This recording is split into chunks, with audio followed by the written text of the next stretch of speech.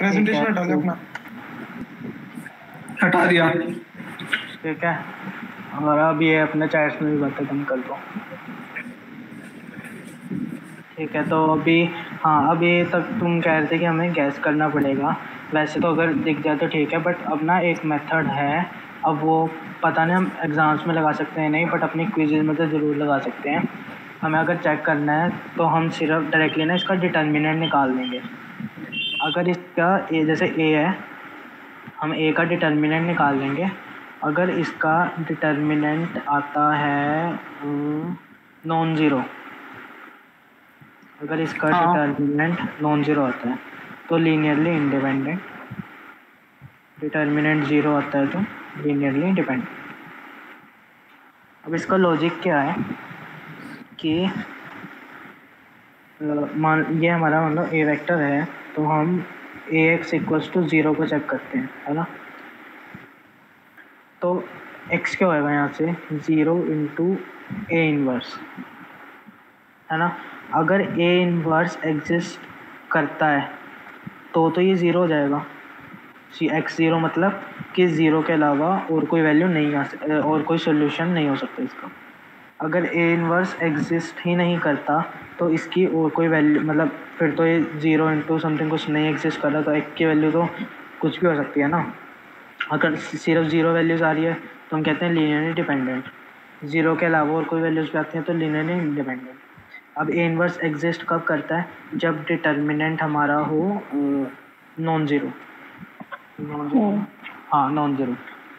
तो non zero तो ये एग्जिस्ट करेगा, तो तो ये ज़ीरो आएगा, तो अगर सिर्फ ज़ीरो तो लीनियरली इंडिपेंडेंट। तो ये थोड़ा सा 1 मिनट का वापस रिपीट कर, मेरा लाइट आई है वापस, एक बार तो रिपीट करेगा 1 मिनट का बस। ये नहीं यार, हाँ, तो वो ए इनवर्स निकाला, फिर उसके बाद का हाँ, तो अगर ये हाँ, ए इनवर्स कब एग्जिस्ट करता है, अगर डिटर्मिनेंट कैसा हो, ज़ीरो या नॉन ज़ीरो। Non zero. हाँ, तो अगर ए इनवर्स नॉन ज़ीरो है तो zero into some finite quantity equals to zero. तो एक्स की मतलब सिर्फ ज़ीरो हो सकती है वैल्यू, सिर्फ ज़ीरो उसको सेटिस्फाई कर रहा है तो हम क्या कहते हैं, लीनियरली इंडिपेंडेंट है ना। तो हम डायरेक्टली यहाँ से ये कर सकते हैं कि ये हम डिटर्मिनेंट निकाल लेंगे, और अगर वो नॉन ज़ीरो है तो कह देंगे लीनियरली इंडिपेंडेंट, ज़ीरो है। ये तरीका सर ने बताया था, तूने खुद दिमाग लगाया है? ये सर ने ना थोड़ा सा बोला था कुछ, बट हाँ उससे वो मैंने लिख दिया था ऐसा कुछ। तो पूरी थीसिस लिख दी थी मैं। तेरे नोट्स में है ये? हाँ, मैंने 3-4 लाइन्स में लिखा हुआ है। ठीक है, ठीक है। अब और एक जो आई गेस हमें जैसे पेपर में करना है वो तरीका देख लो। उसमें हमें ना वही रो एक्लॉन फॉर्म बनाना पड़ता है। मतलब इससे करोगे तो सेफ है भाई, अगर मेरे ख्याल से इससे करने पे भी होना तो चाहिए सही, बट ये अपने कॉलेज वालों को पता ही है कि जैसे इनको टीचर्स ने लिख के दे दिया उससे अलग जरा सा भी किया तो ये ज़ीरो देती है। M1 में देख ही लिया है। तो मान लो हमारे ये कॉलम वेक्टर्स हैं, हमें इनको चेक करना है, तो इससे हम ए मैट्रिक्स बना लेते हैं 1 2 3 4 5 6 2 1 0। अब वैसे डायरेक्टली अगर हम इसका डिटर्मिनेंट निकाल लें तो वो आई गेस ज़ीरो आता है इसका डिटर्मिनेंट, तो लीनियरली डिपेंडेंट हो जाता है। लेकिन हमें करना कैसे है, हम इस ए को रो एक्लॉन फॉर्म में कन्वर्ट करेंगे। रो एक्लॉन फॉर्म में कन्वर्ट कर लोगे ना, कोई दिक्कत तो नहीं है? हाँ कर लेंगे। ठीक है, और ए को 0 0 मतलब ज़ीरो के साथ ऑगमेंट करके कर लेना, तो हमारा जो कन्वर्ट करके बनेगा ना, बी नाम दे देते हैं इसको, ये बनेगा 1 4 2 हम एक तरह से ए एक्स इक्वल्स टू 0 को सॉल्व कर रहे हैं ना, तो इसलिए हमने 0 लिया। यहाँ पे बी लेते थे ना, वो ए को बी के साथ ऑगमेंट करते थे, यहाँ पे बी वेक्टर तो हमारा 0 है, तो यहाँ तो ये 0 ही रहेगा, कोई फर्क नहीं पड़ता। और हमारा ये बनेगा जब हम इसको कन्वर्ट करेंगे ये। तो अगर हमारी कोई भी एक रो पूरी अगर हमारी नॉन जीरो रोज होती हैं सारी की सारी, हमने रो एक्लोन फॉर्म में कन्वर्ट किया, अगर सारी रोज नॉन जीरो हैं तो लीनियरली इंडिपेंडेंट। अगर कोई भी जीरो रो आ गई, ये आ गई ना जीरो रो, तो लीनियरली डिपेंडेंट है ये। हमने यहाँ से भी चेक किया था, अपना लीनियरली डिपेंडेंट आ रहा था। ठीक है, और इसको अगर चेक करना है और तो लीनियरली डिपेंडेंट में अगर अपन को वैल्यू निकालनी है तो इससे ऐसे नहीं निकल सकती ना, वैल्यू की कैसी, कि मतलब वो तो कौन सा पहले जीरो हम- कहलाता। वो तो हमें हिट एंड ट्रायल से चेक करना पड़ेगा ना कि वो पहले हम डिटर्मिनेंट निकाल के चेक कर लें कि है या नहीं, और उस वो हिसाब तो- से फिर कर लेंगे, है ना। हाँ वो तो वरना तो करते ही रह जाएंगे। नहीं करते क्यों रह जाएंगे, रो एक्लोन फॉर्म में कन्वर्ट करो। अगर नॉन जीरो रो, अगर कोई जीरो रो आ रही है तो लीनियरली डिपेंडेंट। रो एक्लोन फॉर्म पता है ना। हाँ हाँ पता है। हाँ बताया था तुमने लास्ट क्लास में। तो अब ये हिट एंड ट्रायल से चेक किया तो हम इसको ऐसे लिख सकते थे, V3 को V2 माइनस 2V1, ये चेक कर लेना है ना।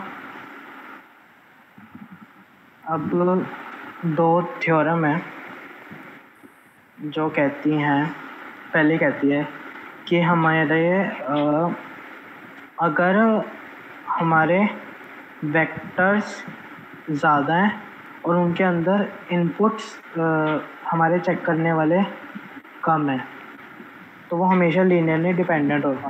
मान लो 3 वैल्यूज आ सकती हैं इनमें और हमें हमारे पास 4 कॉलम वेक्टर्स हैं, 4 वेक्टर्स हैं, तो लीनियरली डिपेंडेंट होंगे चारों। एग्जाम्पल देखना है तो इसका ये ले लो, मैं ये 1 4 2 -2 2 -1 -1 6 1 0 8। अब ये ज़्यादा है V1 V2 V3 V4 है ना, 4 वेक्टर्स चेक कर रहे हैं हम, लेकिन इनमें वैल्यूज़ कितनी, हर एक वेक्टर में वैल्यू कितनी, वेक्टर स्पेस में वैल्यू कितनी है 3। तो ये चारों वेक्टर्स हमेशा वो होंगे लीनियरली डिपेंडेंट हो। ये क्या लॉजिक है? थ्योरम है कि मतलब अगर वेक्टर ज्यादा होंगे और उनके अंदर इसके थ्योरम के एग्जैक्ट स्टेटमेंट रीड कर देता हूँ मैं। ये फर्स्ट अच्छा, है, तो हमें 3 अगर वेक्टर दिए और हम खुद से ही कोई चौथा लेके डाल दें तो फिर वो पूरा सेट वो बन जाएगा dependent. Linearly dependent. Okay okay हाँ। इसके तो मतलब कुल मिला के ये स्क्वायर मैट्रिक्स नहीं होनी चाहिए, सीधी बात ये है, ये भी कह सकते हैं ना। यार पता है इस ऐसा कुछ ना, सर ने ना एक जगह आगे एक क्वेश्चन कराया है, उसमें ना ऐसा कुछ हो रहा था पर उन्होंने उसके बाद भी उसे हमने ऐसा कुछ हो रहा था उसके बाद भी हमने रो एक्लोन फॉर्म में कन्वर्ट करके प्रूफ किया था वो लीनियरली इंडिपेंडेंट आ रहा है। अरे तो मतलब ये होता है जैसे रोज कॉलम से कम है, वो वाला केस होना चाहिए ना, मेजर बात तो वो है। उसकी बात तो मेरे ख्याल से ना अगर हमें सिर्फ ऐसे कॉलम स्पेसेस दिए हैं ना, आई गेस तभी ये वो है एप्लीकेबल है। हाँ मैं भी वही चाह रहा था, बस शब्द थोड़े गलत थे।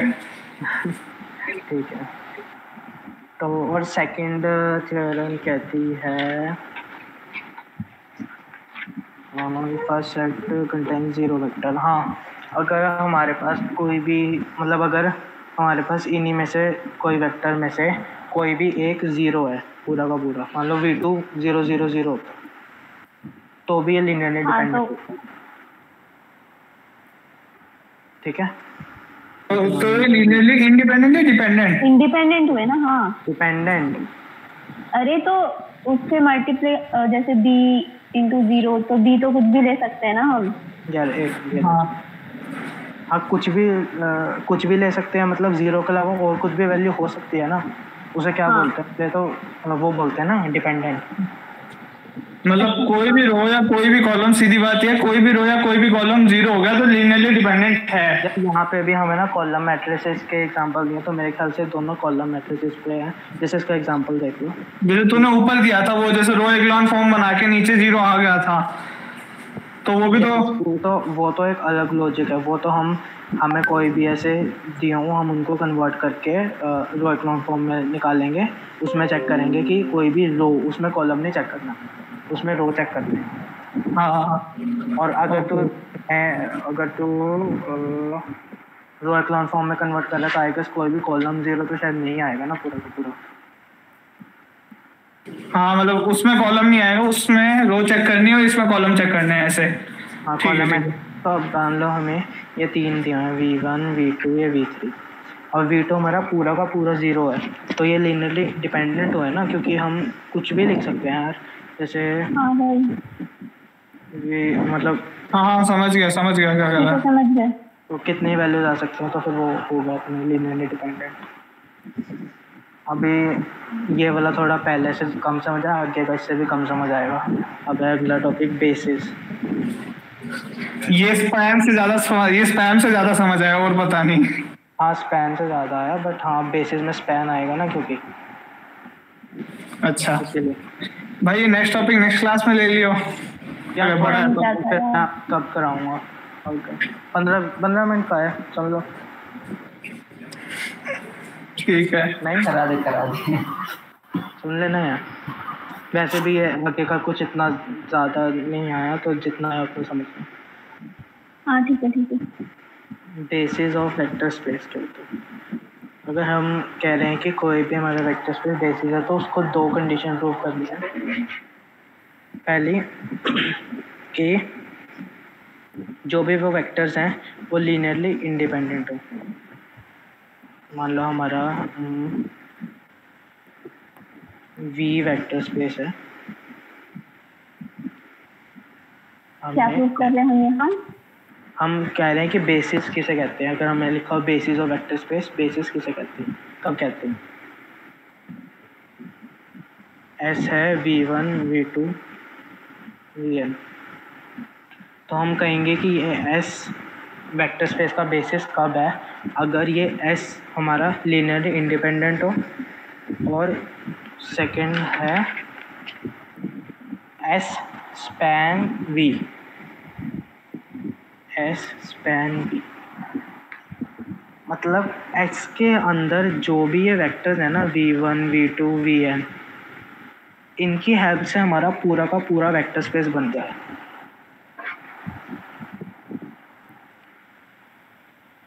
ठीक है यार, स्पैन का मतलब ना एक्चुअली, हाँ अभी यहाँ पे ना जैसे,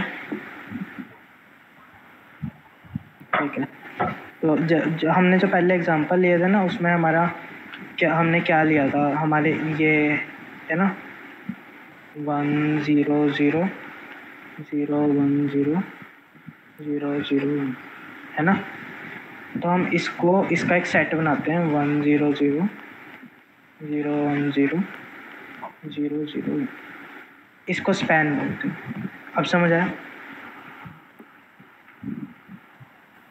इसको स्पैन क्यों बोलते हैं? क्योंकि इन तीन वेक्टर्स की हेल्प से हम पूरा का पूरा R3 जनरेट कर सकते हैं।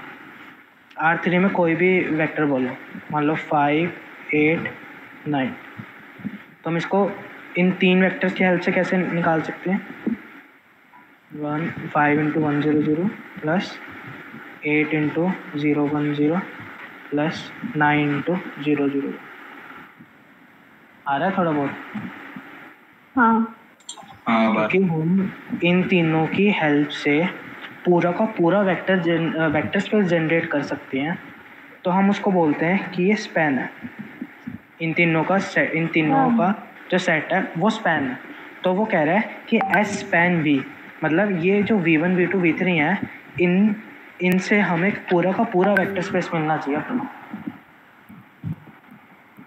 ये दो कंडीशंस होनी चाहिए, और ये V1 V2 V3 up to Vn ये लीनियरली इंडिपेंडेंट होनी चाहिए। ये दो कंडीशन अगर सेटिस्फाई होंगी तो हम कहते हैं कि ये S जो है वो बेसिस है वेक्टर स्पेस का। एस स्पैन भी है और एस लीनियरली इंडिपेंडेंट भी है। हाँ डन। ठीक है, तो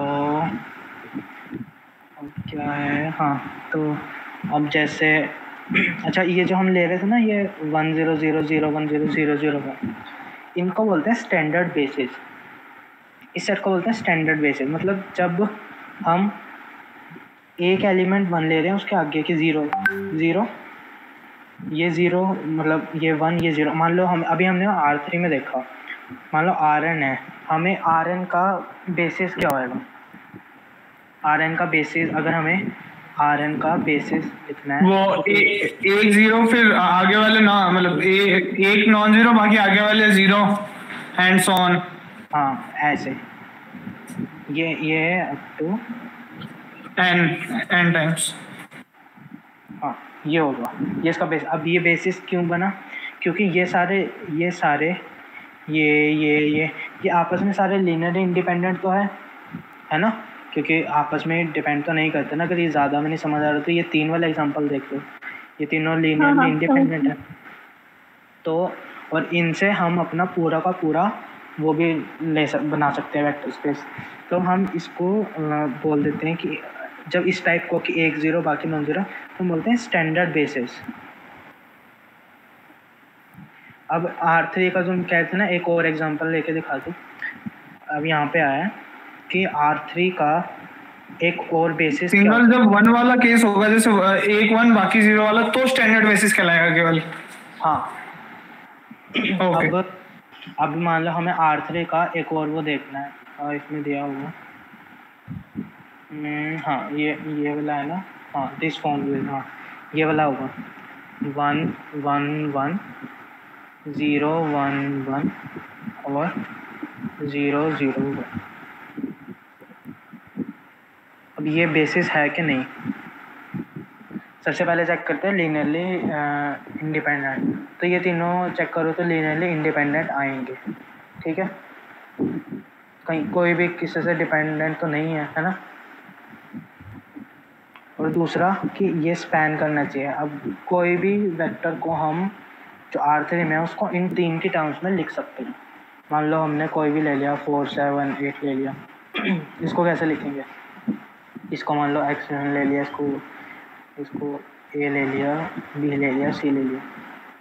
तो a इंटू अगर हम करें 4 प्लस b इंटू अगर करें 3 प्लस क्या होगा 4 3 प्लस c, तो ये बन जाएगा, हाँ है ना। तो इससे हम पूरी की पूरी अपने वेक्टर स्पेस जनरेट कर सकते हैं ABC के डिफरेंट वैल्यूज डाल के। तो एक मिनट, B के साथ 3 कैसे लिया? मतलब 7 नहीं आना? अच्छा ठीक है ठीक समझा ना, एक को लिख लो 1 1 1। हाँ ठीक है समझ गया। और ये हम क्वेश्चन कैसे आएगा हमें प्रूव करने को? हाँ हमें कहेंगे कि प्रूव तो एग्जांपल लेके प्रूव करेंगे। यार पता है, सर ने ना कुछ बताया नहीं कि हम स्पैन को कैसे प्रूव करें। तो इसका कोई इंस्टीट्यूशन मतलब कोई मेथड नहीं है कि मतलब अगर इस तरह से प्रोसीड करेंगे तो प्रूव कर सकते हैं कि स्पैन नहीं बताया शायद से, या फिर आगे बताएंगे क्लासेस में? नहीं, इसके बाद सर ने कहा था शायद कि नया टॉपिक शुरू करेंगे जब खत्म हो गया तो हमें असाइनमेंट के सॉल्यूशन दे देते तो हो जाता है। हाँ वो ना यार, इन्हें ना जो अपने इंस्ट्रक्टर्स हैं जो उनको मना किया असाइनमेंट के सॉल्यूशन देने को, ये टीचर्स ने, वरना उन्हें देने में कोई दिक्कत नहीं। क्यों भाई, वैसे ही बहुत कम चीजें सिखा रहे हैं ताकि अभी क्लास खत्म हो गई क्या? क्लास खत्म हो गई? थोड़ा सा देख लिया, अभी थोड़ा सा देख लिया। हाँ तो एक फोकस कर भाई, बहन का भूख लग रही है। तो साथ साथ खा लो ना, किसने मैंने किया। वही तो, नहीं पढ़ाई के साथ खाना नहीं हो पाता भाई, खाना चैन से होना चाहिए हमेशा। अच्छा ठीक है ठीक है, तो हाँ ठीक है, अपने हो गया। एक और एग्जांपल लेते हैं, 1 1 0 0 -1 1 1 0 1। क्या ये अपना बनाता है? ये क्या बेसिस होगा?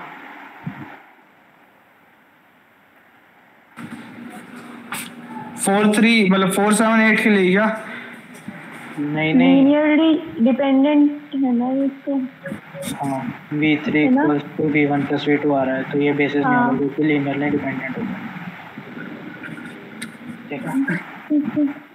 और ऐसे एक और एग्जांपल है 1 0 0 0 1 1 1 0 1, ये भी लीनियरली डिपेंडेंट आएगा।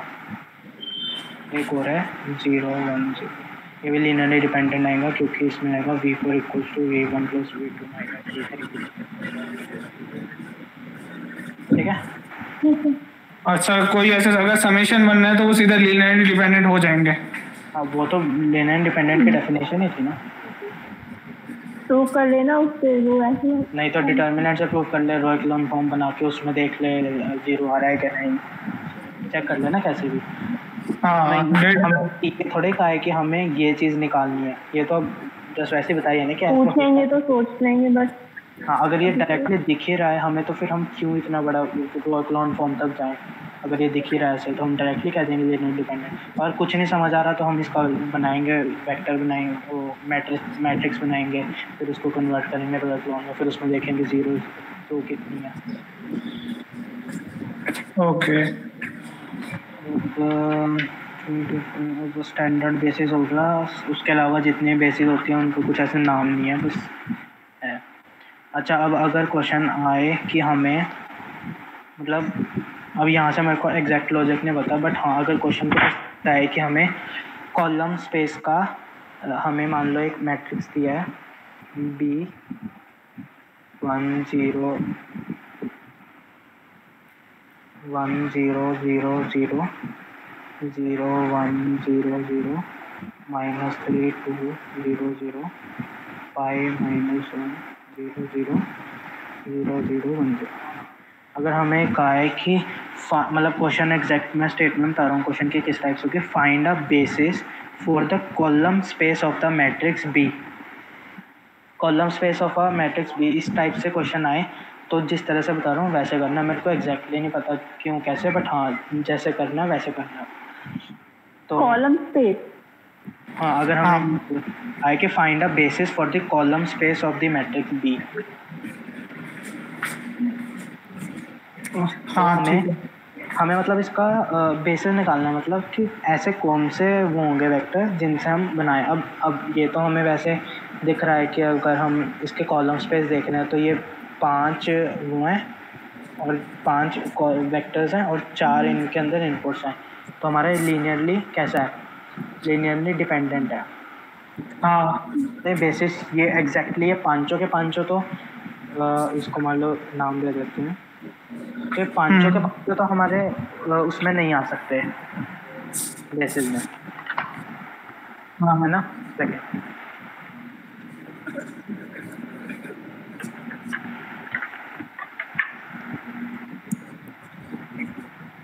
ठीक है, तो पांचों तो नहीं आ सकते, तो हमें इसमें से चुनने हैं कि कौन से वाले आएंगे इसके बेसिस में, कौन से वेक्टर्स इसका बेसिस बनाएंगे।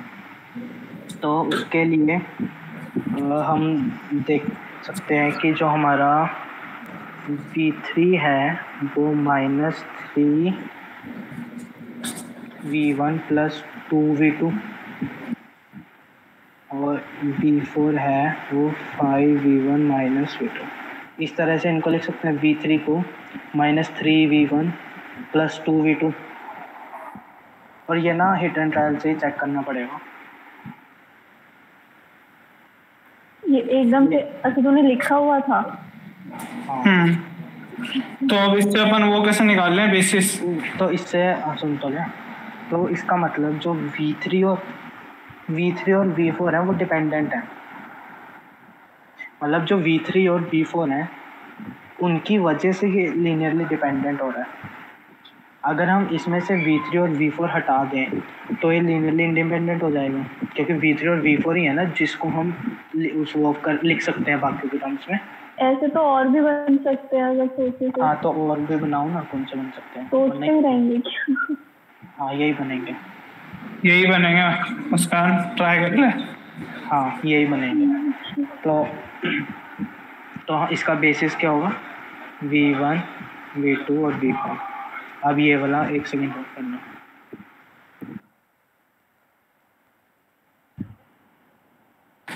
बस करो यार, सैचुरेशन आ गया है, पढ़ाई लो। ये एनिमेज बार बार यहाँ पे देखने आ रहा है कि रिकॉर्डिंग हो रही है नहीं हो रही, पता कहाँ से लग रहा है। डेडिकेशन देख रहे हो? हाँ वही, हर यार 15 कल मिनट का पे जब प्रेजेंटेशन चल कैसे रहा है? मीट में तो एक ही इंसान प्रेजेंट कर सकता है ना?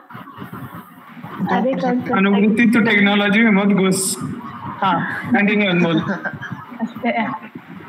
तो ठीक है, ये V1 अब इसको थोड़ा सा पेपर में ना इस स्टेप को यहाँ तक डायरेक्टली नहीं, इसके बाद ना थोड़ा सा और लिखना पड़ेगा इस तरह से, मतलब बकवास ही है। मान लो हमने जैसे let V belongs to column space of V, है ना, ये हमारा V था। हमने मान लिया, हम प्रूव कर रहे हैं कि हम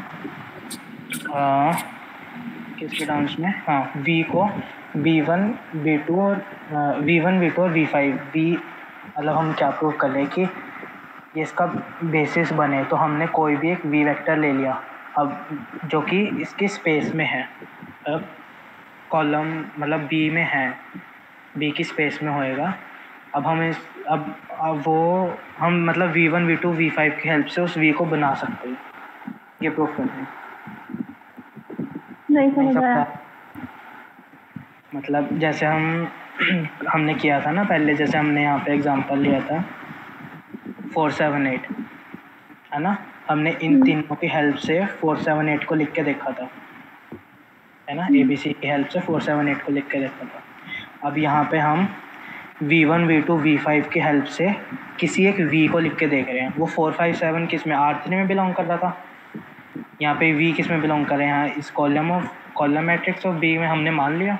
तो हम इस V को V1 V2 V3 के फॉर्म में लिखने की कोशिश कर रहे हैं। लिखा लिख के। हाँ तो अब इसको लिखते हैं।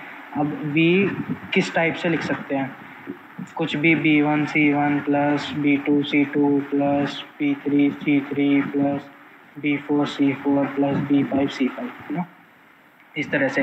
लेकिन हमें किस में लिखना है सिर्फ, अरे C की जगह यार ये V है,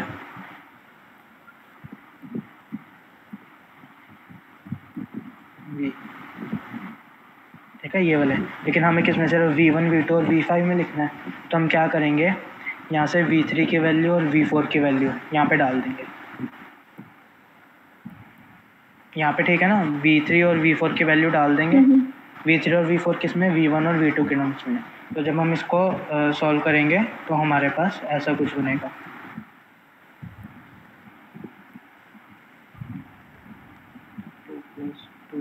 B3 minus B4 times C2 plus B5 time के C1 और C2,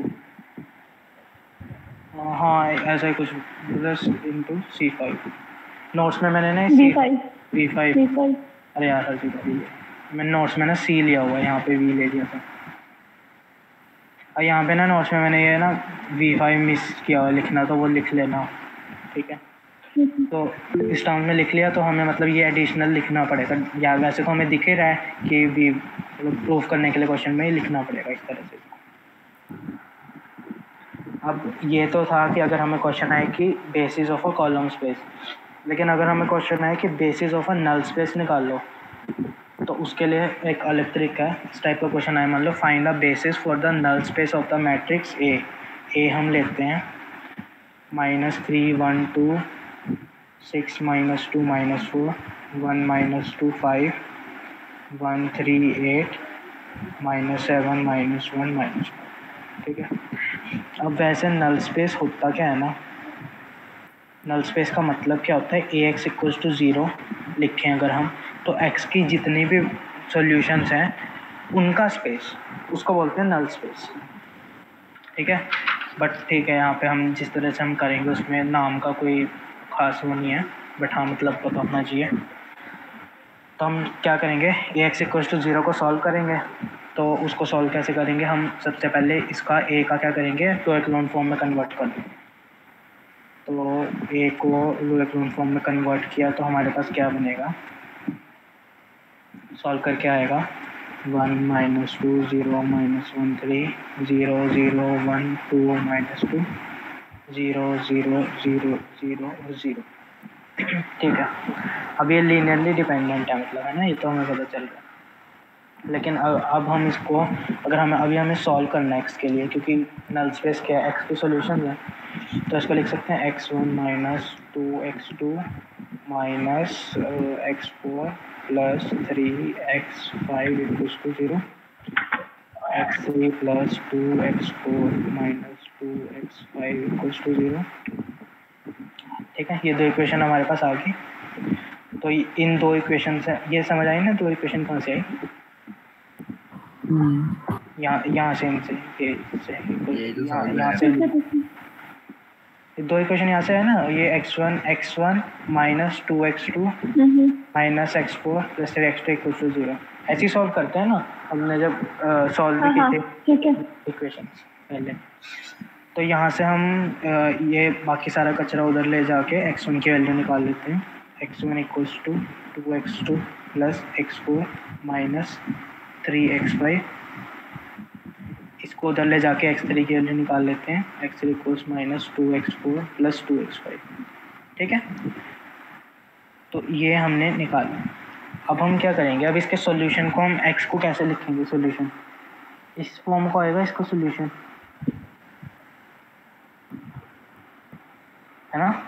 x क्या था, ये है हमारा 3 + 5 का, तो x को कैसा होना पड़ेगा, 5 + 1 का होना पड़ेगा ना। तो x इसको इस टाइप से लिख लिया। अब इसको हम कैसे लिख सकते हैं, x1 को हमने यहाँ से निकाला, तो x1 को लिख देंगे 2x2 plus x4 minus 3x5। x2 को x2 रहने देते हैं, x3 को हमने निकाला ऊपर माइनस 2x4 प्लस 2x5। ठीक है, x4 को x5 रहने देते हैं, x5 को x5 रहने देते हैं। ठीक है, अब इसको और आगे कैसे लिख सकते हैं, हम इसको x2, x4 और x5 के टर्म्स में लिख रहे हैं। क्यों? क्योंकि हमें पता है x1 और x3 इसको डिपेंडेंट बना रहे हैं। तो हमें हमारा बेसिस के अंदर क्या आएंगे, x2, x4 और x5 के जो होंगे कोफिशिएंट मैट्रिक्स, तो वो कैसे आएगा। अब यहाँ से x2 को कॉमन आखिरी लाइन में लिखते हैं, थोड़ा सा बढ़ाते हैं। इसको कैसे लिख सकते हैं, x2 को कॉमन लिया, x2 के कोफिशिएंट देखो यहाँ पे 2 1 0 0 0 2 1 0 0 0 प्लस x4 के कोफिशिएंट, x4 का 1 0 माइनस 2 है, हाँ माइनस 2, गलत लगा दिया साइन। ठीक है, 1 0 माइनस 2 1 और 0, 1 0 माइनस 2 1 और 0। ये समझ आ रहा है ना कैसे आ रहा है। प्लस x5 का ऐसे ही आ जाएगा हमारा -3 0 2 0। ये समझ आया ना कैसे लिखा। हाँ। तो हम इसको कुछ लिख देते हैं। बस बड़ी प्लीज। क्या? बस अब समझ में आना बंद हो गया मेरे तो यार। फिर याद क्या आगे के फिर 1 या 2 लेक्चर रह गए, इसके आगे इसके बाद सिर्फ 1 लेक्चर रह गया, वो देख लेना बस, या तो खुद से सबसे लास्ट लेक्चर। भाई कभी टाइम पास करते करते पढ़ा देना है। हाँ, आगे का भी तो पढ़ाना है तेरे को, आगे का भी तो पढ़ाना है, उसके साथ कंबाइन करके पढ़ा देना। अबे चल ना, अच्छा ये तो देख लो यार, ये तो x4 v2 plus x5 v3, तो हमारा बेसिस में क्या आ गए, v1 v2 v3। Null space का बेसिस ये होगा। ठीक है, एक सेकेंड आके देखता हूँ यार, 5 मिनट का है, ज़्यादा से ज़्यादा 10 मिनट सुन लोगे। बस कर भाई, यही सुनना, यही नहीं सुना गया मुझसे तो। पढ़ा दे भाई, रिकॉर्डिंग देख लेंगे यार। फिर देखो ना, जिसको मतलब जिसको समझ आ रहा है 5 मिनट सुन लो, वरना रिकॉर्ड। अरे यार रिकॉर्ड तो हो ही रहा है ना, जिससे नहीं हो रहा रिकॉर्डिंग देख लेना बाद में। अब ये था बेसिस। डायमेंशन क्या होता है? डायमेंशन होता है कि किसी वेक्टर के बेसिस में कितने एलिमेंट्स हैं। अब इस बेसिस का, ये जो हमने ऊपर निकाली है बेसिस के डायमेंशन क्या होएगी, 3, क्योंकि 1 2 और 3 है ना इसके अंदर, तो इसकी डायमेंशन क्या होगी, 3। यही होता है डायमेंशन, और कुछ नहीं है। मान लो एग्जांपल ले लिया। अच्छा मैंने वो नहीं बताया था ना, वो स्किप हो गया होगा कि मतलब वैसे ही आ गया। ट्रिवियल ट्रिवियल सबस्पेसेस क्या होते हैं? ट्रिवियल सबस्पेस कुछ नहीं, ज़ीरो सबस्पेस और जो वी है वो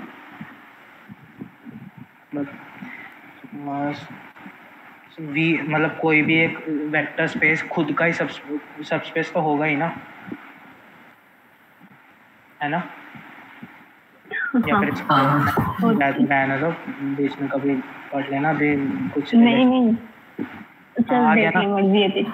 तो ट्रिवियल सबस्पेस मतलब हाँ बस इतना ही था कि ट्रिवियल सबस्पेस क्या होता है कि जीरो वेक्टर, नल वेक्टर उस टाइम मैंने इसलिए स्किप किया क्योंकि उस टाइम नल वेक्टर ही नहीं समझ आता था। तो अब आ गया ना नल वेक्टर क्या होता है, हमने क्वेश्चन भी किए थे उस पर सबस्पेस लुक करके। तो किसी भी कोई ट्रिवियल सबस्पेस क्या होता है, नल वेक्टर और खुद वही वाला वेक्टर, उसके अलावा सारे नॉन ट्रिवियल सबस्पेस होते हैं। अच्छा अब डायमेंशन पे वापस, अब मान लो हमने v=r⁴n, ये हमारा वो है वेक्टर स्पेस है, तो इसकी डायमेंशन क्या होगी? इसकी डायमेंशन के लिए हम बेसिस बनाते हैं। बेसिस इसका क्या था वो याद है? Standard basis E1 E2 EN। E1 क्या था? 1 0 0। E2 क्या था? मतलब यहाँ पे अप टू n तक n है ना, ये है ना, इनको E1 E2 से रिप्रेजेंट किया। तो ये कितने हैं? ये n है। डायमेंशन क्या होगी v=r की n, ठीक है, ये होगी डायमेंशन। अब मान लो b=pnr है, पॉलिनोमियल्स का set, degree less than equal to, इसकी डायमेंशन क्या होगी?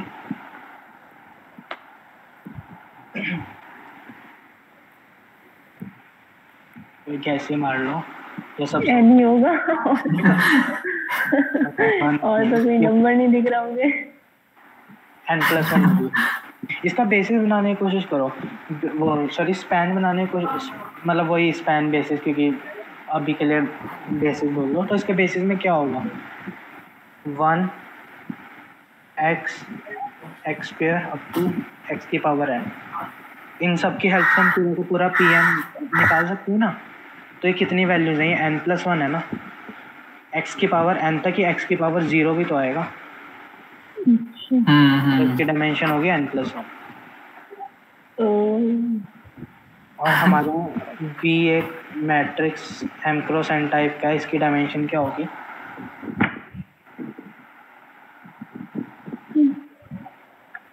गैस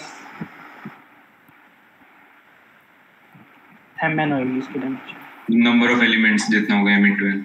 हाँ, क्योंकि मान लो एक छोटा एग्जांपल ले लेते हैं, 3×3 मैट्रिक्स लेते हैं, तो उसके स्टैंडर्ड बेसिस क्या होगी? 1 0 0 0 0 0 1 0 0 0। इस टाइप से इसके स्टैंडर्ड बेसिस के अंदर ये आएंगे ना मैट्रिक्स, है ना? अच्छा ठीक है, ओके समझ। तो ये कितने मैट्रिक्स बन रहे हैं जितने इसके अंदर एलिमेंट्स हैं, तो वो क्या हो गया?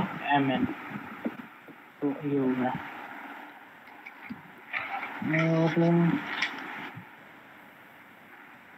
अब एक थ्योरम, और इसके बाद जो थ्योरम्स है उस पर कोई क्वेश्चन नहीं है, तो एक बार खुद से ही रीड कर लेना, बस ऑलमोस्ट हो ही गया। हाँ, अब इसके बाद ना एक क्वेश्चन है कि कंस्ट्रक्शन ऑफ अ बेसिस। अब ये ना मतलब मेरे को भी इतने ढंग से नहीं आया, मतलब क्या किया है वो समझ आ गया, बट क्यों किया ये नहीं समझ आया। देखना है वो एक बार क्वेश्चन, लेकिन ना ये इम्पोर्टेंट होगा, इस टाइप का आ सकता है। हाँ, दिखा दे। तो मान लो W हमारा, यहीं पे मैं कह रहा था कि वो अपना वो होंगे ज़्यादा कॉलम, ज़्यादा क्वेश्चन ले लेते हैं। W हमारा सबस्पेस है spanned by these vectors, spanned by x1 1 -2 5 -3 x2 0 1 1 4 x3 1 0 1 0। तो हमें इसका बेसिस बताना है और हमें इसके बेसिस को R4 पे एक्सटेंड कर रहा है, मतलब हमें इसमें एक और बेसिस ऐड करना पड़ेगा। R4 के लिए। पहले तो हमें इसको चेक करना है कि क्या ये अपना वो है, क्या ये तीनों इसके x1 x2 x3 इसके बेसिस में आते हैं। तो उसके लिए अपन कुछ नहीं, वही मैट्रिक्स बना लेते हैं 1 -2 5 -3। अब इसमें मेरे को ये डाउट था कि सर ने इसको ना रो मैट्रिक्स बनाया, हम कैसे ले रहे थे, पहले कॉलम मैट्रिक्स ले रहे थे ना, लेकिन यहाँ पे सर ने रो मैट्रिक्स बनाया। तो इसीलिए अपनी वो वाली प्रॉपर्टी नहीं यहाँ पे सेटिस्फाई हो, इसलिए मैंने वहाँ पे कहा था कि वो वाली जो थ्योरम से ना वो कॉलम के लिए होगी, क्योंकि यहाँ पे अगर हम कॉलम से देखें तो अपने पास 4 कॉलम मैट्रिक्स बन रहे हैं और 3 एंट्रीज हैं। तो इस हिसाब से तो ये क्या आना चाहिए, लीनियरली डिपेंडेंट आना चाहिए। लेकिन यहाँ पे अभी हमने क्योंकि ये रोज की तरह लिए हैं, रोज की तरह दिए हैं, तो फिर जब हम इसकी रो एक्लोन फॉर्म निकालेंगे ना, एक तरीका क्या था, रो एक्लोन फॉर्म निकाल के, तो इसकी रो एक्लोन फॉर्म मान लो उसको b बोल दिया, तो वो सॉल्व करके आएगी 1 -2 5 -3 0 1 1 4 0 0 -1 -5/6। ठीक है। अब यहाँ पे तो कोई भी 0 रो नहीं है ना, कोई भी 0 रो, तो इसका मतलब ये तो क्या है, लीनियरली इंडिपेंडेंट। तो मतलब W के बेसिस क्या है, x1 x2 x3। अब हमें इसके बेसिस को R4 पे एक्सटेंड कर रहा है, मतलब हमें एक और x4 इसके अंदर डाल रहा है। ठीक है। अब वो x4 क्या हो सकता है, अब वो x4 क्या नहीं होना, x4 की बहुत सारी वैल्यूज हो सकती हैं, बट क्या नहीं होनी चाहिए वो देखते हैं। x4 की वैल्यू x1 क्या था, 1 -2 5 -3, ये 0 1 1 4, ये 0 0 -1 -5/6। तो वो x1, -2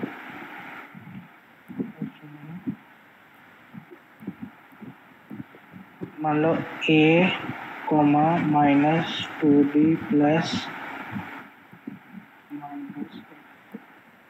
-2a प्लस b,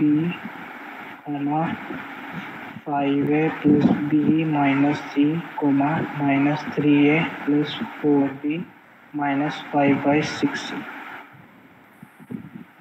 इस टाइप का नहीं होना चाहिए अपना x4, इसके अलावा कुछ भी हो सकता है। ऐसा क्यों, अगर वो इस टाइप का हुआ तो मतलब x4 को हम इन तीनों के टर्म्स में एक्सप्रेस कर पाएंगे। समझ आया ना, कोई बचा है यहाँ पे? ये तूने बनाया कैसे, एक सेकंड। हाँ यही डाउट है कि ये जो b से मल्टीप्लाई किया इसको c से मल्टीप्लाई ऐड किया, मतलब क्या नहीं, x4 क्या नहीं होना चाहिए, x4 इन तीनों के में एक्सप्रेस डिपेंडेंट नहीं होना चाहिए इनके ऊपर। हाँ, इनको नहीं डिपेंडेंट होना चाहिए ना। तो हमने इससे जैसे a इसको a से इसको मल्टीप्लाई a इसको मान लो, मैंने क्या किया, a x1 b x2 c x3 ये किया, इसको a से मल्टीप्लाई किया तो a plus 0b plus 0c, तो a बचा -2a प्लस b। हाँ ठीक है, वो कर लेंगे। ठीक है। तो x4 मतलब हम सिंपल सा कुछ भी ले सकते हैं, मान लो 0 0 0 1 ले लिया तो ये भी चलेगा। इस टाइप का नहीं है ना, इस टाइप का मतलब यहाँ से अगर हम इसको इक्वेट करके देखें तो a = 0 आ रहा है यहाँ से, है ना, और यहाँ से क्या आएगा, b = 0। अच्छा इस टाइप का आता है ये। हाँ तो मतलब x4 कुछ यूनिक बन रहा है। हाँ तो यहाँ से क्या आ रहा है, ये 0, लेकिन हमने 1 ले लिया, इक्वेशन सेटिस्फाई नहीं करती। हाँ या 1 की जगह 2 ले लो, 100 ले लो, कुछ भी, वो कुछ भी, पर हमें 1 डालना है। उसके बाद बस एक, अब ठीक है रैंक बचा, वो खुद से पढ़ लेना या तो या तो हाँ ब्रो, मैं इंटरेस्टेड अभी भी तो बता दो, मैं करा दूँगा, तो कोई प्रॉब्लम नहीं। है क्या किसी में हिम्मत? कितनी देर कर रहा है? रैंक, हाँ मतलब बस रैंक का जो सर ने बताया उसके अकॉर्डिंग तो रैंक इक्वल्स टू डायमेंशन होता है और कुछ नहीं होता। इसके बाद नेक्स्ट टाइम बता देना। इसके बाद तो जो भी हो मेरे ख्याल से नोट्स पढ़ के हो जाएगा, मतलब ऐसा कुछ रॉकेट साइंस 2 मिनट को, लेकिन ना मैंने ना रैंक ना थोड़ा सा कुछ देखा था तो वो थोड़ा सा 2 मिनट का है समझने का, अगर किसी समझना चाहे तो उससे अपने क्वेश्चन होंगे, मतलब उससे अपने जो पिछली बार पढ़ा था ना उससे थोड़ा रिलेटेड है। 2 मिनट का है ये, मतलब यूनिक सॉल्यूशन कब होता है कब नहीं होता, वो रैंक से कैसे पता लगाते हैं, वो 2 मिनट का है। सुनना बता ही दे फिर वो क्या ही जा रहा है। खत्म कर भाई। वही तो। अरे सुनो ना अनमोल, वैसे भी देखो 2-3 हफ्ते बाद वापस पढ़ाना है। कोई एक भी बंदा है क्या यहाँ पे जिसको समझ में आ रहा हो? अगर आ रहा है तो पढ़ाने का फायदा है, वरना नोट्स ही बढ़िया है। मैं तो यहाँ रुका हुआ इसलिए हूँ, दोबारा पढ़ूंगा। आए था यार इसका काफी गंदा है यार। अरे कोई एक भी बंदा है जिसको समझ में आ रहा है तो पढ़ा दे, वही तो फिर हम उससे भी पूछ सकते हैं। कोई सुनना किसी को ही नहीं आ रहा तो कोई फायदा नहीं होगा फिर। मुस्कान को आ रहा है, समझ आ रहा है पर नोट्स तो फिर से देखूंगी। मैं कोई टॉपर नहीं हूँ भाई, क्या यार भाई टॉपर है भाई। चुप कर, कुछ नहीं है।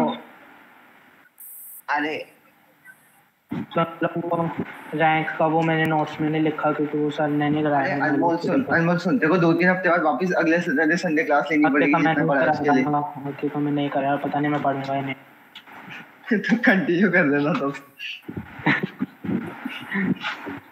जब तक एंसर नहीं आते पढ़ा दे तू पढ़ा दे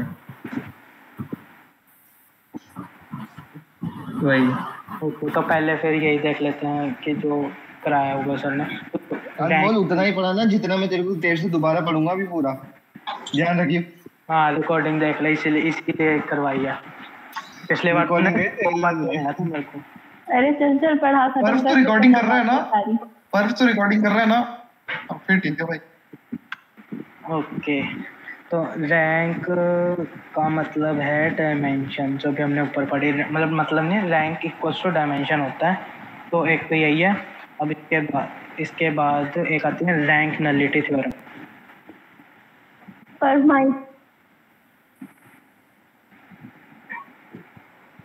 रैंक नलिटी थ्योरम, अब ज़्यादा मतलब मत पूछना, बस इसकी स्टेटमेंट है डायमेंशन ऑफ, अच्छा अगर मतलब कभी भी ना रो की मतलब ए मैट्रिक्स है मान लो, तो उसका रो रैंक और उसका कॉलम रैंक इक्वल होते हैं हमेशा, ठीक है, ये चीज़ ध्यान रखना है। क्या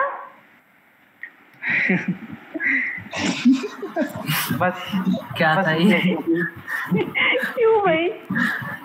होता है यार, वो तुम किसी भी चीज का निकाल लोगे ना अगर आगे। अच्छा निकालना तो सिखा पहले वो। अच्छा m into n होता है ना? हाँ ठीक है। हाँ तो वो देख लो ना कि अगर कॉलम से भी हो तो वो सेम ही आएगा। तो अभी स्टेटमेंट में तो अगर यहाँ पे रो लिखूँ या कॉलम लिखूँ तो एक ही बात है, बस इसलिए मैंने बताया था, इसलिए मैं ज़्यादा बता नहीं रहा था। रैंक नलिटी थ्योरम की स्टेटमेंट है dimension of row matrix of A plus dimension of null matrix A equals to rank of A plus nullity of A equals to n, जहाँ पे हमारा अभी इसके बाद ना एक एग्जांपल देखते हैं समझ आए। एम क्रॉस एन मैट्रिक्स है, ठीक है, तो ये एन ये वाला है, मतलब नंबर ऑफ कॉलम्स हैं, ठीक है। अच्छा तो ये स्टेटमेंट है। अब इसको एग्जांपल से देखते हैं कि काम कैसे आती है। अब हमें ना अब अच्छा रैंक डायमेंशन, मतलब रैंक और डायमेंशन सेम ही होता है, तो मतलब रैंक किसी मैट्रिक्स का निकाल सकते हैं, लेकिन हमें ना ये नहीं आता निकालना नलिटी ऑफ ए। मुझे रैंक नहीं आता। तो हमें अगर मान लो क्वेश्चन आ जाए रैंक मतलब डायमेंशन है, तो ये रो रैंक कॉलम रैंक क्या है यार? ये मेरे को भी ज़्यादा नहीं पता कि रो रैंक कॉलम रैंक क्या होता है, बट लेकिन दोनों सेम होते हैं, तो इसलिए अपने को चिंता करने की जरूरत नहीं है। कहीं भी अगर कॉलम रैंक पे लिखा है तो उसका मतलब रो रैंक है। ठीक है। क्योंकि हमेशा इक्वल है तो क्या ही फर्क पड़ रहा है ना अपने को। तो हमें मान लो रैंक और नलिटी निकालनी है और एक मैट्रिक्स दिया हुआ है A इक्वल्स टू, ओके वाह वरद अब आ रहा है, बहुत बढ़िया। 1 -1, ये लगता है बंदे बढ़ाने आए हैं कुछ, चलेगा। कोई सुन नहीं रहा ना, ये सुनेगा। हाँ आजा वरद, तेरे को पढ़ाता हूँ चलो। 0 1 -2 2 1 7 -2 1 0 2 3 है ना। तो हम इसकी रैंक और नलिटी निकालनी है। रैंक कैसे निकालेंगे, इसको रो एक्लॉन फॉर्म में कन्वर्ट कर दो। ठीक, अच्छा ये मेन जो तरीका है ना रैंक निकालने का वो ये होता है कि तुम अभी तो बताया था m/n होता है रैंक। अरे हाँ होएगा, नहीं रैंक नहीं होगा अरे वो डायमेंशन। एक सेकंड रुक जा, वो मैंने क्या बताया था। I quit.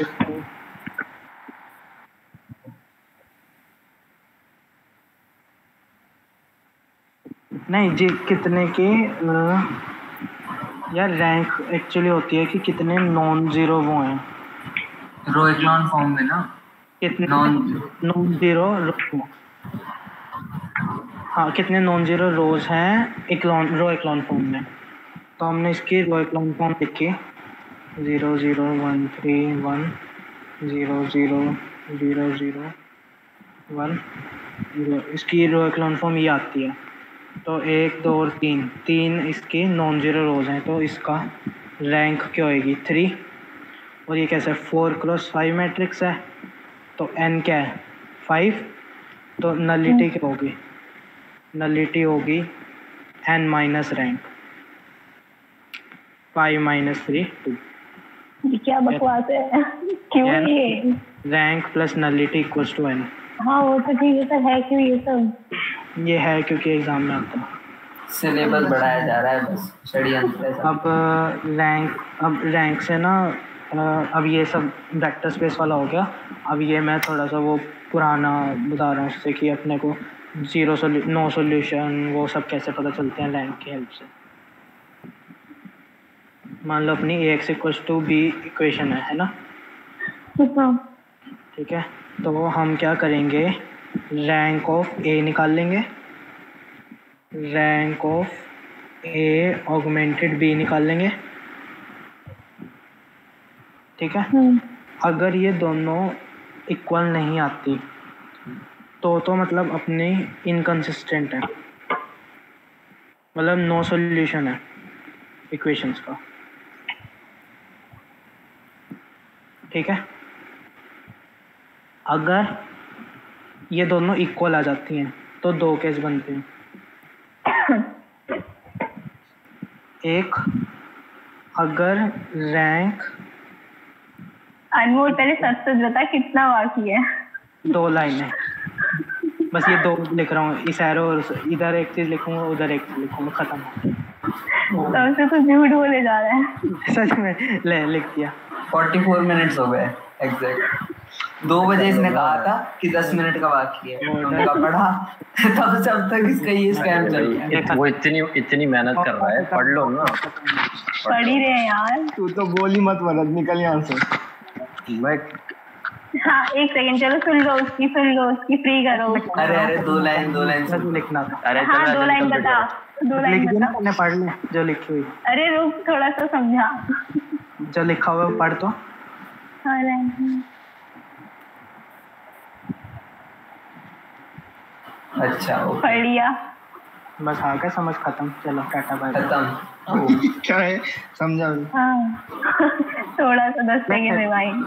अच्छा वही है कि अगर रैंक अच्छा ठीक है, अच्छा बस ठीक है। अनमोल रुकना तो थोड़ी सी देर, सबको जाने दे। कर दे बस ये बताइए। अनमोल तू रुकना, मैं पहले कह रहा हूँ।